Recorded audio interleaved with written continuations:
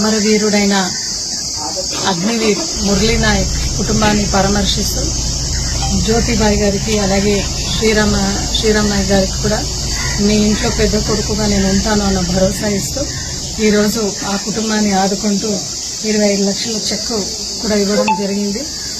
ఎప్పుడు కూడా ఈ వీరుడిని యావత్ భారతదేశం అందరూ కూడా తలుచుకుంటున్నారు.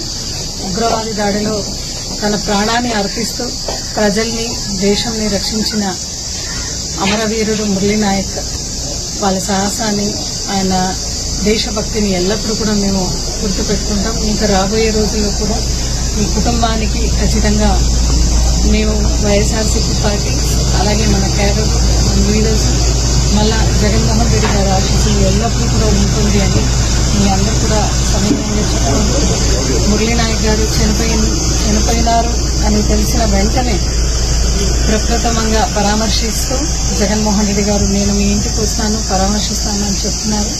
అదేవిధంగా ఆయన ఇక్కడికి వచ్చి పరామర్శించి మాట కూడా ఇచ్చినారు. 25 లక్షల సహాయం మేము కల్పిస్తామని ఈరోజు ఆ మాట మేరకు నెరవేర్చే కుటుంబానికి పెద్ద కొడుకుగా అండగా ఉండడం ఖచ్చితంగా ఉంటాను అనే ఒక మాటని ఆయన నెరవేరుస్తూ అదేవిధంగా మేమందరూ కూడా ఎల్లప్పుడూ కూడా మీ కుటుంబానికి ఉంటాము అనే ఒక భరోసా అయితే కల్పిస్తున్నాం.